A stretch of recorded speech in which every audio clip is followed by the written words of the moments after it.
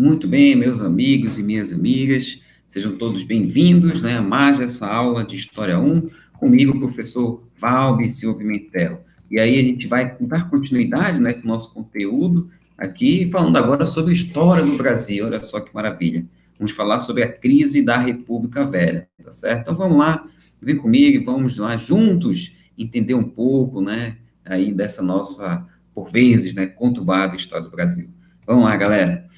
Então, olha só, pessoal, hoje vamos falar, né, sobre a crise da República Velha, beleza, mas é claro, para entender a crise da República Velha, vale a pena lembrarmos um pouquinho sobre o que foi a República Velha, né?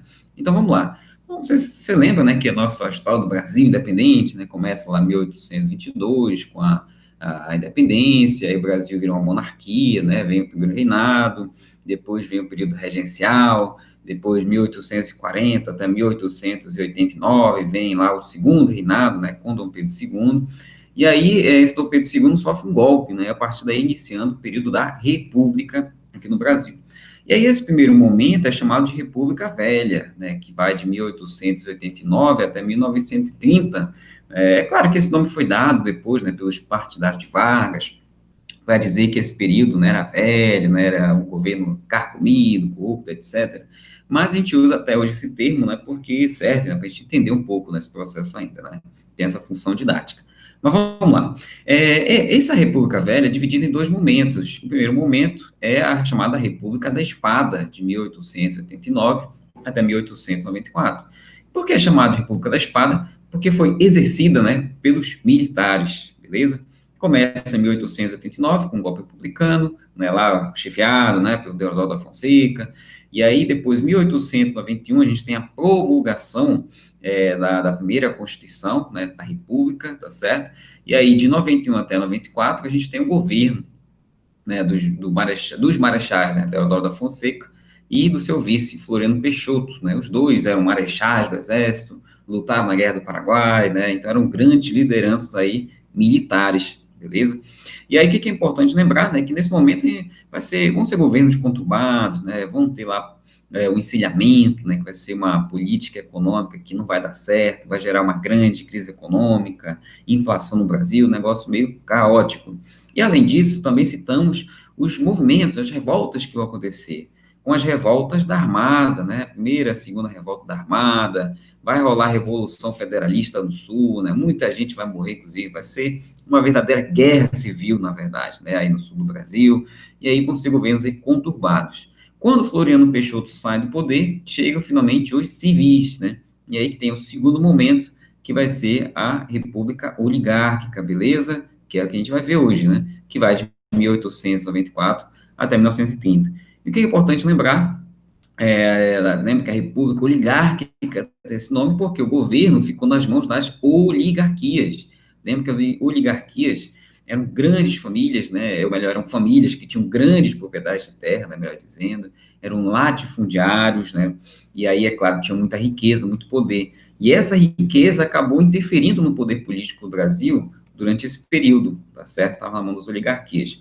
E aí lembra, inclusive, né, o que essas famílias, né, tinham, né, tão valor tão importante, principalmente a produção do café, né, o café que era o principal produto de exportação do Brasil nesse tempo, e aí, quem é que mais produzia café? São Paulo, Minas Gerais, Rio de Janeiro também, porém, como aí São Paulo era mais rica, né, Rio de Janeiro era muito, Minas Gerais era muito rico, porém, tinha aí o maior colégio eleitoral, né, o maior número de eleitores do Brasil, e aí houve, então, um poder, né, muito grande dessas duas oligarquias. Por isso que também é lembrado, né, como a República do Café com Leite, né? São Paulo produzia muito café, era muito rico.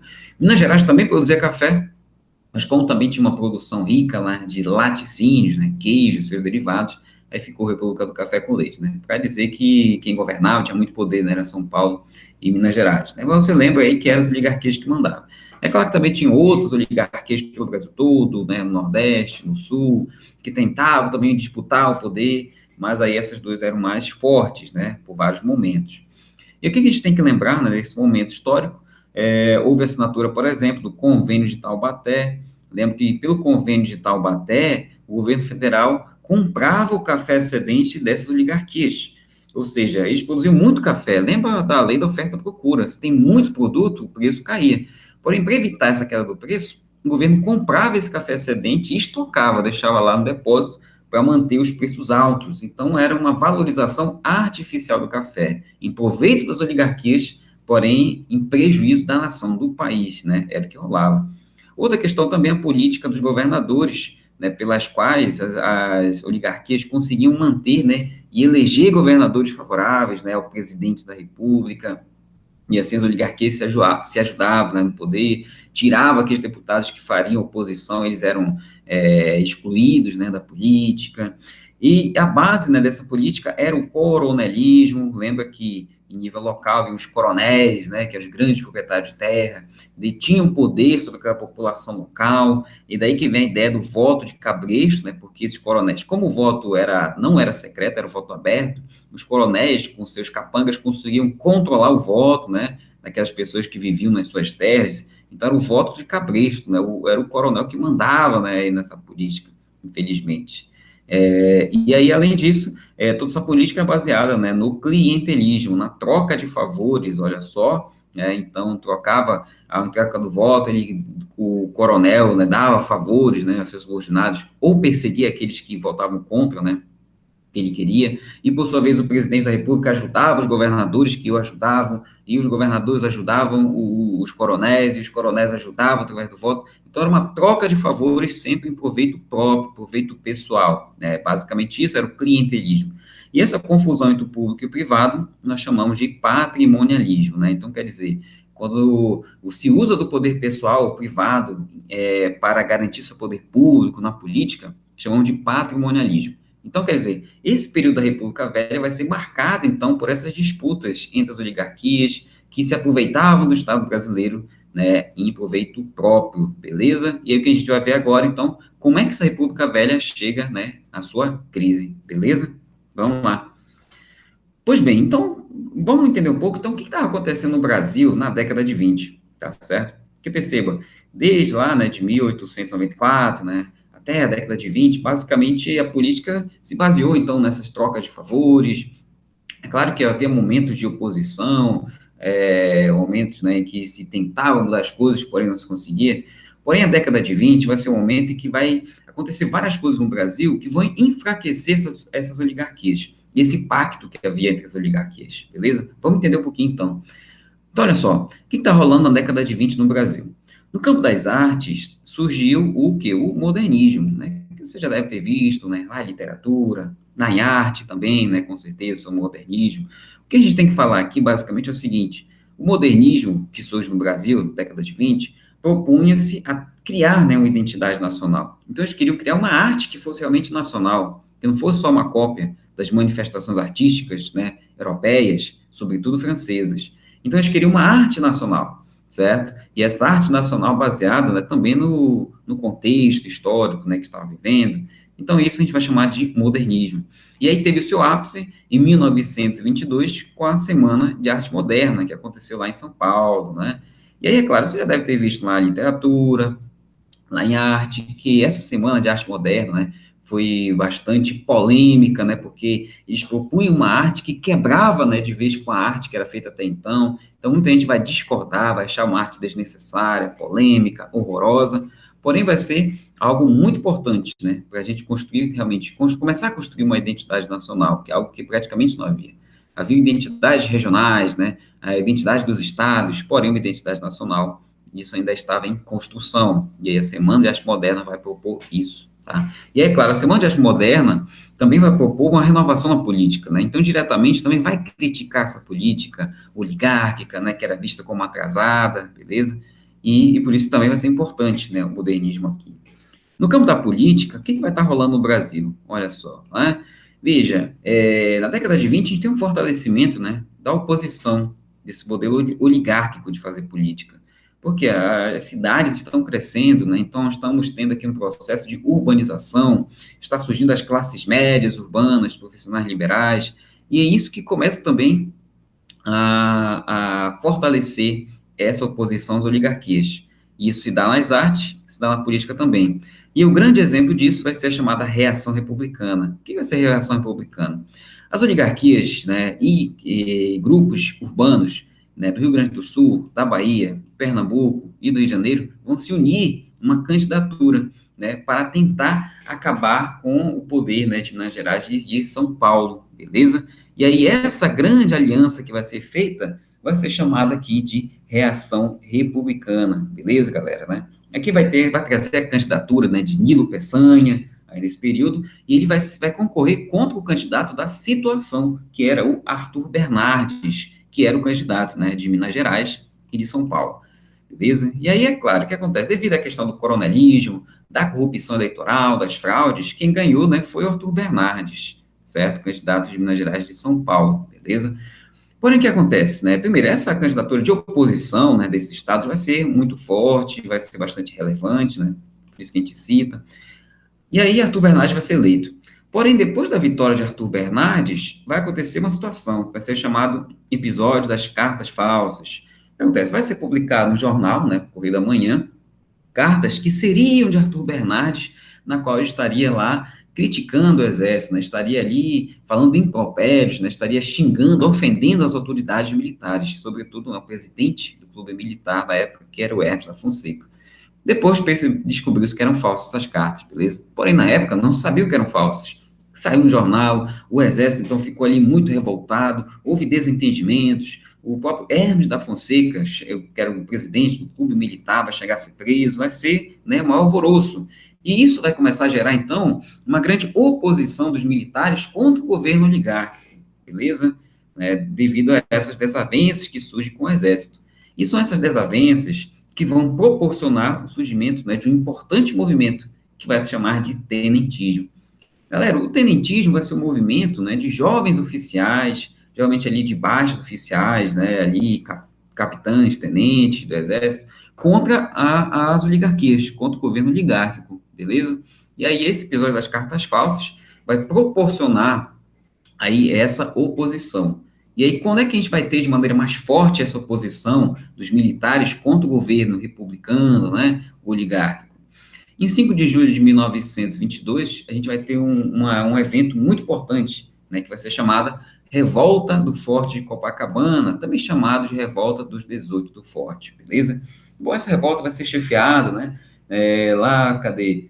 pelo general Isidoro Dias Lopes, pelo major aqui Miguel, não, perdão, vai ser liderado aqui, né, por um grupo de militares, né, esquece esse nome que eu falei errado, né, enfim, vai ser liderado por um grupo de militares, tá certo? Vão se revoltar contra o governo aí republicano, né, lá do Rio de Janeiro. Forte Copacabana fica no Rio de Janeiro, e a capital da República era o Rio de Janeiro, tá certo? E aí vai se dar essa revolta, e dessa revolta, né, vão ficar 17 militares ainda vivos, desses militares vivos vai se unir ainda o civil, né, certo? Por isso vai ser a revolta aqui dos 18. E aí, depois dessa revolta no Forte, eles vão caminhar, né, até o Palácio para tentar derrubar o governo. Bom, desses militares, né, vão enfrentar, né, as forças leais ao governo, e aí os únicos sobreviventes vão ser os tenentes Eduardo Gomes, né, juntamente com Siqueira Campos, e vão ser derrotados e vão acabar sendo presos. Porém, por ser uma revolta contra o governo oligárquico, né, vai ter troca de tiro, vai ter morte, né, a gente cita, vai ser um evento muito importante. Tão importante que, quando aconteceu, né, quando foi 2 anos depois, né, no mesmo dia 5 de julho, agora de 1924, a gente vai ter uma nova onda de revoltas, tá certo? Que começam lá em São Paulo. Né? Lá vai ter uma revolta que vai durar 22 dias, os militares vão chegar a tomar o poder, né, de São Paulo por 22 dias, beleza? E aí, essa revolta vai proporcionar novas revoltas em Sergipe, no Amazonas, no Rio Grande do Sul também. Então, vão ser novas revoltas, né, também de jovens oficiais contra o governo oligárquico.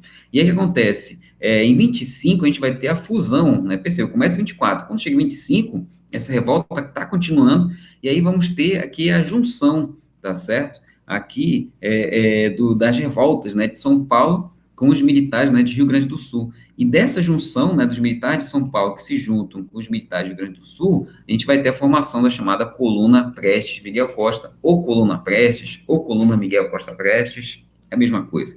E aí sim, né, essa coluna assim, vai ser liderada aqui, né, pelo general Isidoro Dias Lopes, pelo major Miguel Costa, pelos tenentes Juarez Távora e Eduardo Gomes, e aí depois vai ter a junção, né, da coluna chefiada por por Luiz Carlos Prestes, e aí nós vamos ter a formação dessa chamada coluna, né, Prestes, beleza? E essa coluna Prestes, o que eles vão fazer basicamente? Entre 1925 e 1927, eles vão cruzar, né, vão andar por boa parte do território nacional brasileiro, a fim de tentar acabar com o poder das elites. E aí eles vão andar por todo esse território, beleza? Vão enfrentar o exército, que era leal ao governo, vai enfrentar aí várias forças leais ao governo, e vão vencer em todas as revoltas, beleza?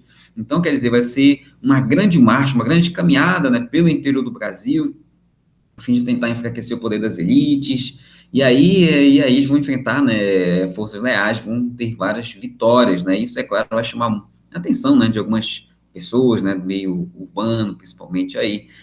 Em 1927, a coluna Miguel Costa Prestes vai chegar ao fim, eles vão andar por todo esse território, depois vão acabar aí, né, se exilando, uma parte na Bolívia, outra parte no Paraguai, tá certo? E aí, por ter essa força, né, de ter lutado, né, contra essas forças oligárquicas, ela é lembrada, né? Então, com um grande episódio de oposição às oligarquias. O que queriam os tenentes? Em linhas gerais, o que esses movimentos tinham em comum? O que eles intentavam? O que eles pretendiam, né? Eram movimentos, primeiramente, extremamente nacionalistas, né? Então, pregavam realmente uma valorização maior do Brasil, né, da nação e tudo mais.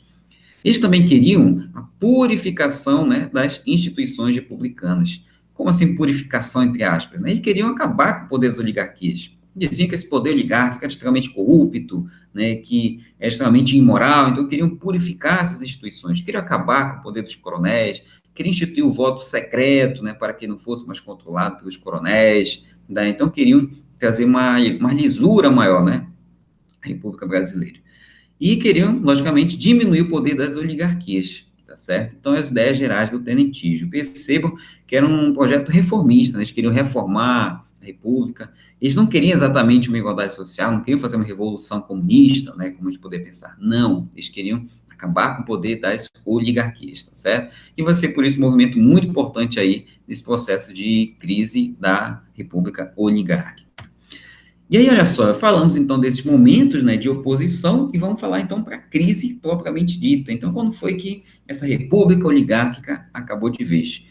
Para a gente falar da crise da república oligárquica, né, da República Velha, é interessante remontarmos a 1929, que foi até nosso último assunto, né, quebra da Bolsa de Valores.